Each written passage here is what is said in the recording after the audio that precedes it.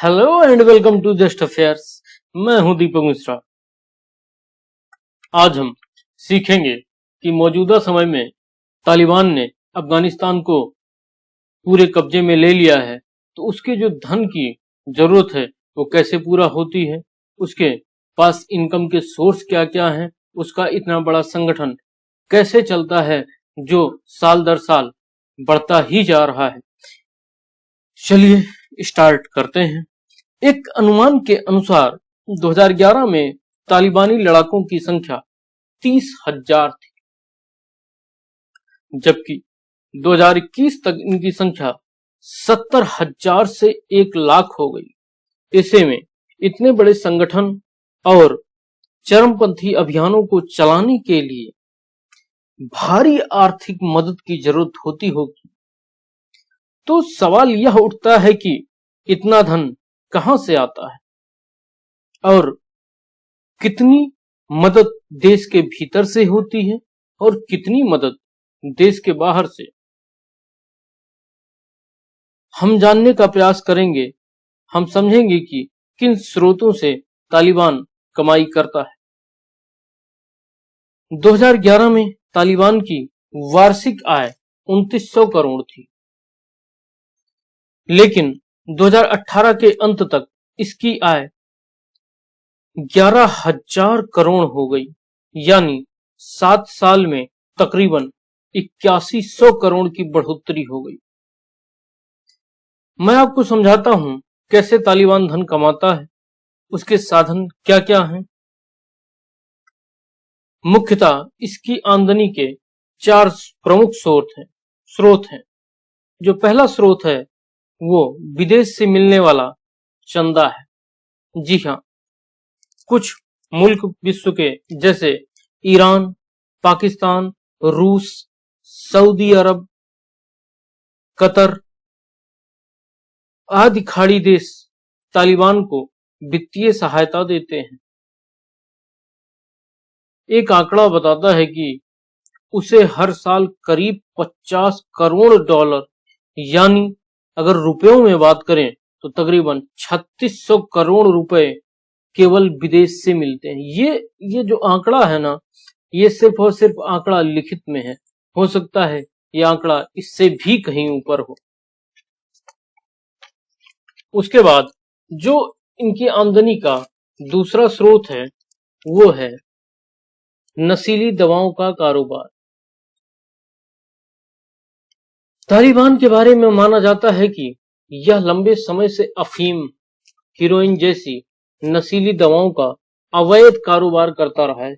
ये लोग क्या करते हैं, लोकल के किसानों को पकड़ लेंगे, उनको थोड़ी से रकम पर रख लेंगे और उनसे अफीम की खेती करवाएंगे जबरदस्ती। उसके बाद उसको ये लोग विदेशों में एक्सपोर्ट करते हैं और उससे जो धन अर्जित होता है उसको अपने संगठन को और चरमपंथी बनाने में लगाते हैं। आपको बता दूं कि अफगानिस्तान दुनिया का सबसे बड़ा अफीम और हेरोइन उत्पादक है। हेरोइन अफीम से तैयार होती है। एक अनुमान के अनुसार अफगानिस्तान से हर साल 1.5 से 3 अरब डॉलर का अफीम दूसरे देश भेजा जाता है। इसकी जो प्रमुख आमदनी का स्रोत है तीसरे नंबर का, वो है ये इलाकों पर कब्जा कर लेता है। जैसे पिछले 2 दशकों में दुनिया के कई देशों की मदद से अफगानिस्तान में, फिर चाहे वो सड़क हो या स्कूल हो या फिर अस्पताल हो आदि बनाए गए हैं। इन इमारतों को बनाने में यातायात के दौरान जो भी वाहन तालिबान इलाकों से जाता था, तालिबान उन वाहनों से कर या टैक्स लेता है। समझते हैं। जैसे एग्जाम्पल लेते हैं, भारत ने अफगानिस्तान की संसद बनाई, वहां पर सलमा डैम बनाया और कुछ सड़कें भी बनाई। अब मान लीजिए इंडिया कुछ आइटम एक्सपोर्ट करता है अफगानिस्तान में। अब उस आइटम को एरिया से गुजरना पड़ेगा, हो सकता है उसको उस क्षेत्र से कहीं और क्षेत्र तक जाके डंप करना पड़े, या वहां से कोई आइटम को पिकअप करके ले जाके जहां सलमा डैम बन रहा है वहां पर डंप करना पड़े। तो इस दौरान ऑब्वियस सी बात है कि वाहन का यातायात होना स्वाभाविक है। अब मान लो वहीं से कोई इलाका है जिस पर मौजूदा समय में तालिबान ने कब्जा कर रखा है। अब तालिबान क्या करेंगे, उसको पकड़ लेंगे और कहेंगे कि हाँ, हमें आप इतना कर दीजिए और चाहिए। तो ये भी इसका बहुत बड़ा इनकम का सोर्स रहा है बीते दिनों में। और जो चौथी और सबसे प्रमुख बात है इनके कमाई की, वो है खनिज और कीमती पत्थर। जी हाँ, चाहे खनिज हो या कीमती पत्थर। खनिज का मतलब लोहा, कोयला, नमक, जस्ता, चूना पत्थर आदि। कीमती पदार्थ इस श्रेणी में आते हैं इस तरह के। कीमती पत्थर का अर्थ हीरा, नीलमणि, पन्ना आदि से है।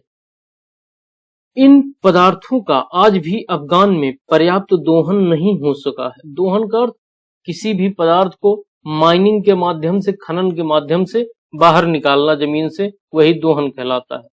क्योंकि आज भी इन स्रोतों पर तालिबान का कब्जा है, इसलिए कोई उसका दोहन कर नहीं पाता है।